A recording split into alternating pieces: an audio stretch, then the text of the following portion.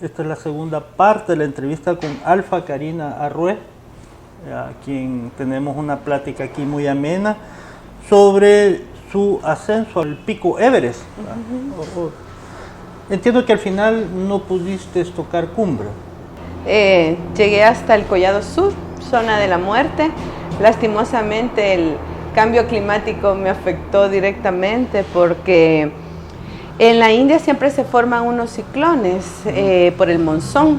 Normalmente son a finales de junio y este año se formaron a mediados de mayo, cuando normalmente es la ventana de buen clima. Entonces, ¿qué fecha es la que estabas tú ascendiendo? Bueno, al final fueron 2 intentos de cumbre los que hice en esa expedición, porque yo llegué al campo base el 11 de abril y empezó la aclimatación, ¿verdad? Los entrenos. Uno no está sin hacer nada, uno todos los días, absolutamente todos los días tenés que entrenar. ¿Y qué es entrenar? Ir y, por ejemplo, subir al campo 1 el Pumori, subir hasta los 5600, ir y hacer las paredes de hielo, a probar, estar practicando con el Jumar, estar practicando la escalada en hielo, hacer caminatas, por ejemplo, a las vías más cercanas, ¿verdad? Para que nuestro público entienda, ¿qué pasa al cuerpo cuando subís de los 4000 metros, 5000 metros? ¿Qué le pasa al cuerpo? Sí, bueno, nosotros la caminata la iniciamos en Lukla, que está a 2800 metros. Que es lo más bajo ahí en los Himalayas, imagínense, y es más alto que todo El Salvador, porque la cumbre más alta de El Salvador está a 2730 y nosotros empezamos a 2800.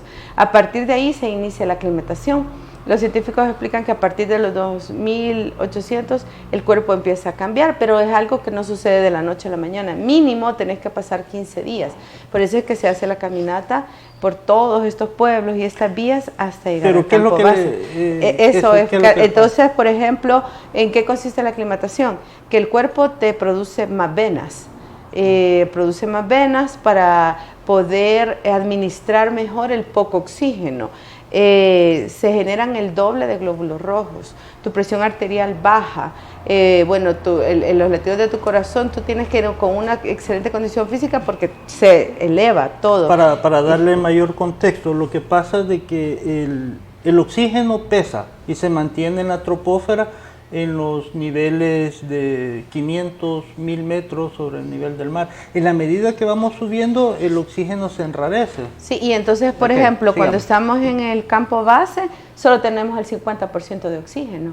Entonces uno tiene que aclimatar y hacer... ¿Qué eran los 2500? No, el campo base está a 5300 metros sobre el nivel del mar. Entonces cuando vos estás ya, llegas al campo base, tenés que aprender a hacer todo el esfuerzo físico que haces en los entrenos, solamente con el 50% de oxígeno. Es como que pudieras respirar solo la mitad de lo que respiras normalmente. Entonces, imagínate el esfuerzo físico de todos los órganos de tu cuerpo. Tu sistema digestivo se pone súper lento, todos los órganos se ponen súper lentos, gastas, en un día puedes gastar hasta 20.000 calorías, o sea, es un desgaste increíble para el cuerpo. Y conforme uno va subiendo, del campo base luego hay 4 campamentos más. Entonces entre uno va subiendo, el oxígeno va bajando. Y no solo eso, lo otro que aprendí mucho en esa expedición es de la presión atmosférica. La presión atmosférica es la que te mata prácticamente en combinación con la falta de oxígeno. Entonces, cuando vos subís al campo 2, por ejemplo, que estás a 6500, ya solo tenés 40% de oxígeno. Y a partir de esa altura tu cuerpo ya no se recupera, es decir, tus células del cuerpo ya no se regeneran. Entonces todo lo que perdés sigue siendo pérdida. Te dormís y te despertás como que estuvieras habido corriendo toda la noche. Y cuando más vas subiendo, y la zona de la muerte empieza a los 7500, después del campo 3. Empieza la zona de la muerte. ¿Y qué es la zona de la muerte? Es que ningún ser vivo puede sobrevivir más de 24 horas. Bueno, nosotros los humanos podemos sobrevivir a un poco más de 24 horas por el oxígeno que se pone. Si no te pusieras el oxígeno, las horas bajan, las horas de vida.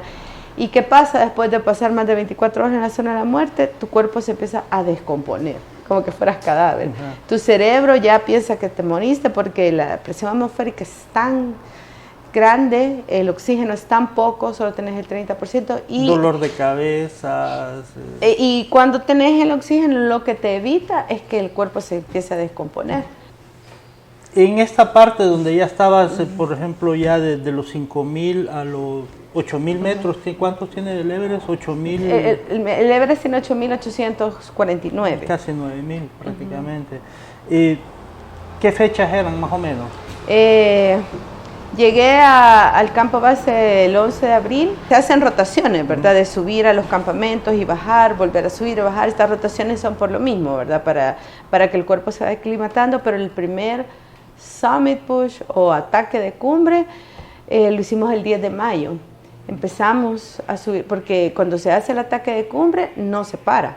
O sea, salís y días y días, ¿verdad? Normalmente son 5 días hasta llegar al Collado Sur, que es la zona de la muerte. Entonces salís y estábamos subiendo la cara del Lhotse, que la cara del Lhotse es una pared increíble que hay que escalar. Vas escalando. Sí, pero se hace con jumar, a puras cuerdas. Todo es a pura cuerda y sí, los pies con los crampones.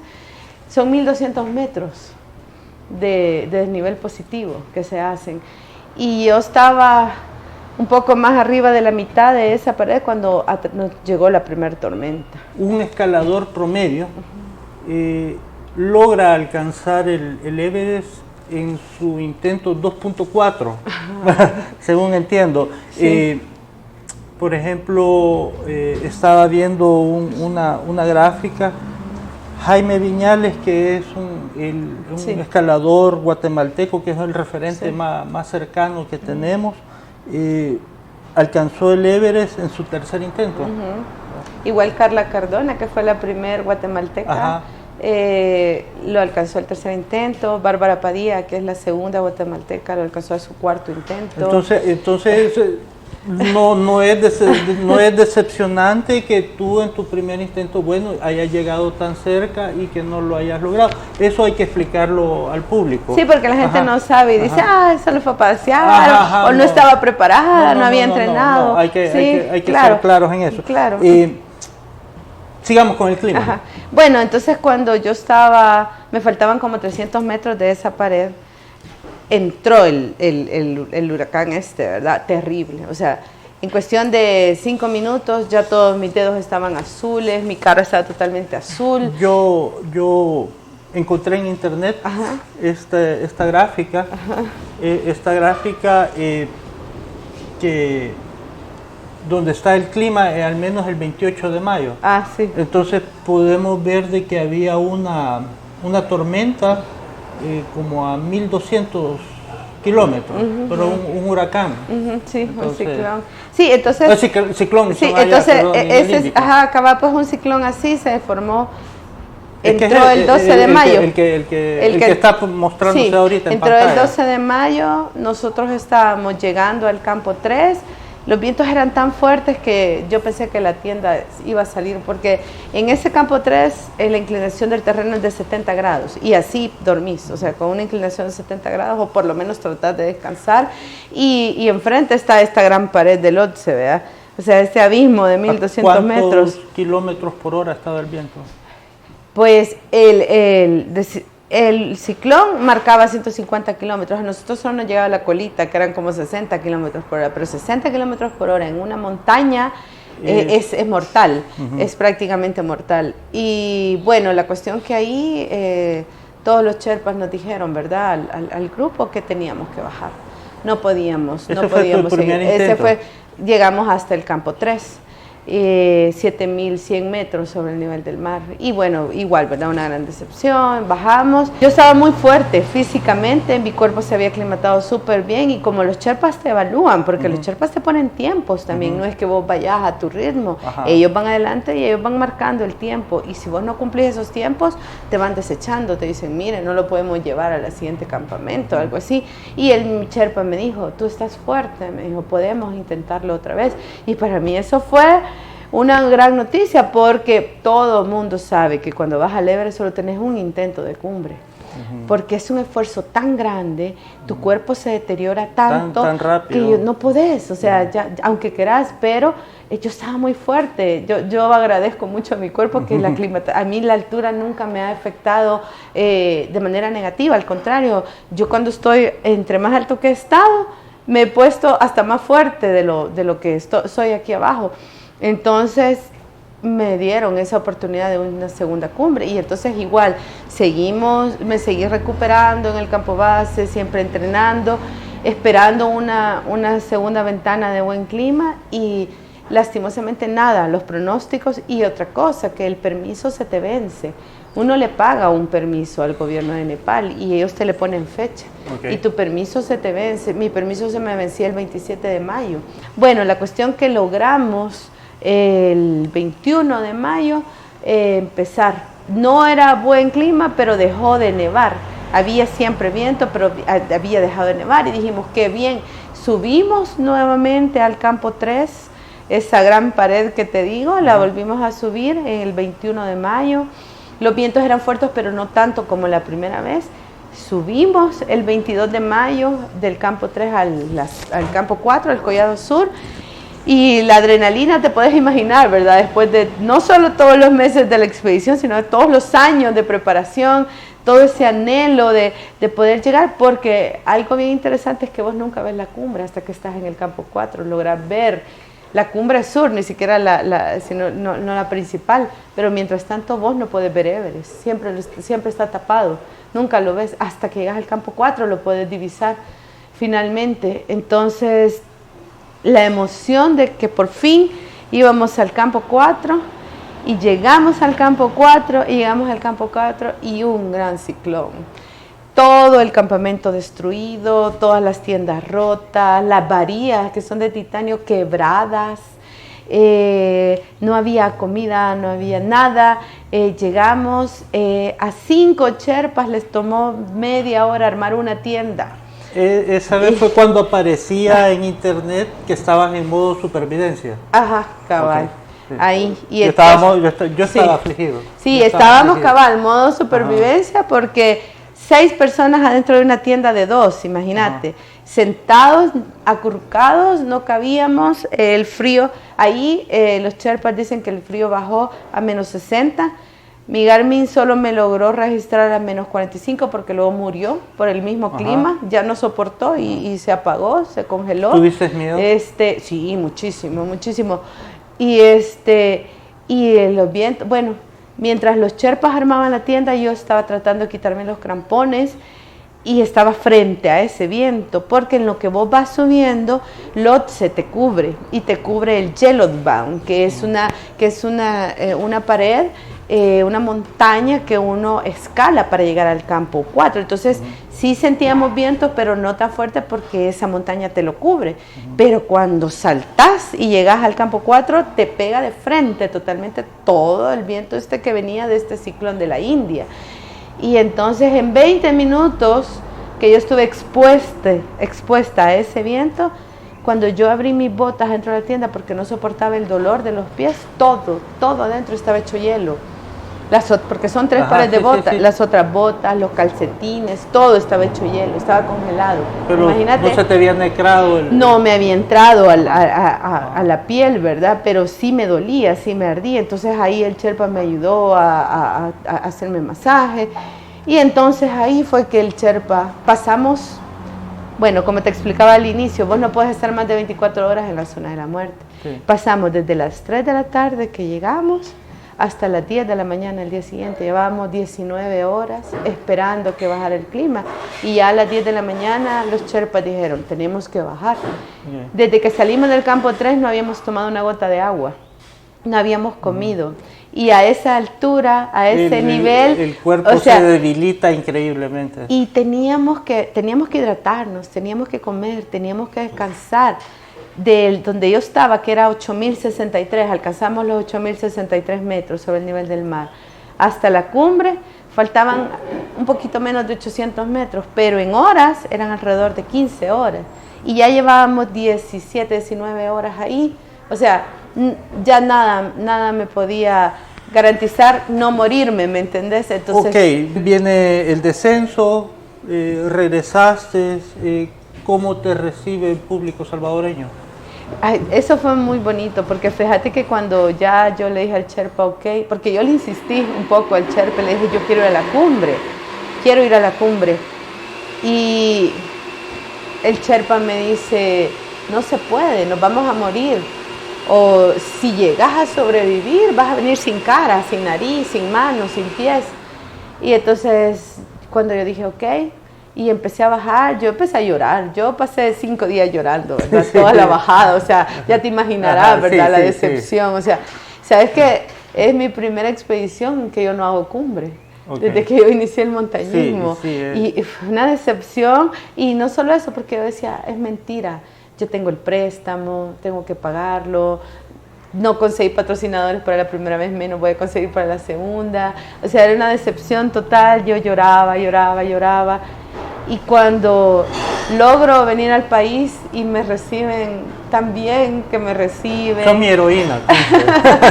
Gracias. Me reciben y me doy cuenta que muchísima gente había estado orando por mí. Yo estuve también. Muchos amigas, amigos y gente que ni conocía estaba muy preocupada por mi bienestar. Realmente, de verdad, no tenés idea cómo eso me alegró. Y no solo eso, porque...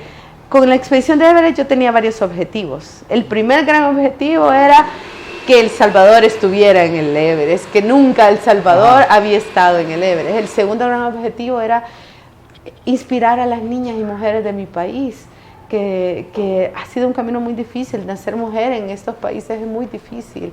En el mundo entero, pero en estos países es mucho más difícil. Todo lo que nos has contado ha sido lo que nos contaste en el primer segmento. Y entonces para mí poder inspirar a las niñas y a las mujeres de mi país a que nos atrevamos a ser valientes. El otro objetivo era también que El Salvador se conociera porque la mayoría somos personas buenas. La mayoría somos luchadores y todos tenemos estos grandes Everest cada día que subir y atravesar en nuestras vidas. Y cuando yo vine al país me di cuenta que esos objetivos se habían cumplido, que mucha gente, incluso muchos hombres me han dicho que se han sentido inspirados, que se dieron cuenta que no tenían metas en la vida, que se han animado a hacer sus proyectos, muchas mujeres y niñas. Entonces eso me dio mucha alegría. Yo dije, al final me sentí orgullosa, primero de haber subido lo más alto que ningún salvadoreño ha subido, ¿verdad? Porque cumplí ese récord, ¿verdad? Aunque no hice la cumbre, pero sí que se diera a conocer El Salvador. Después me di cuenta que un montón de revistas internacionales estuvieron siguiéndome y fue gracias al apoyo de todos los compatriotas. Y vi que Everest Today me había mencionado, y para mí, wow, vea Alpinas Man, así, una revista iraní también hizo una publicación y puso un mapa donde estaba El Salvador, porque varios le preguntaban, montañista salvadoreña, ¿de dónde es eso, verdad? ¿Dónde es El Salvador? ¿Cómo se come? Entonces sí, fue realmente fue muy bonito. Y la gran sorpresa, y para mí que ha sido una de las noticias más bonitas que me han dado, es que me recibe INDES, me lleva a una conferencia de prensa y el presidente de INDES me promete que me van a apoyar para mi siguiente expedición. Entonces, eso realmente fue como, o sea, qué bonito que realmente reconozcan todo el sacrificio y todo lo que implica también una expedición de ese nivel. Que paguen tu hipoteca también de un solo. Bueno, nos quedamos ya sin tiempo. Karina, no sabes qué gusto me da entrevistarte. Sos una persona luchadora y tal cual podemos concluir de que sos un gran ejemplo para la juventud y para la salvadoreñidad como tal.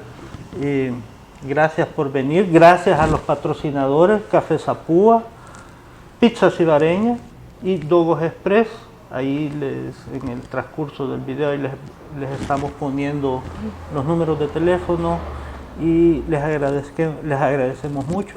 Marco Antonio Dueñas, el camarógrafo que está atrás de la cámara, gracias, él es un artista gráfico que nos está apoyando haciendo estas tomas tan buenas que hemos estado disfrutando. Y no me queda más que despedirme. Vamos a seguir hablando de deporte, de cultura y recuerde, mi estimado amigo, cuídese usted, cuide su familia, porque así nos cuidamos todos.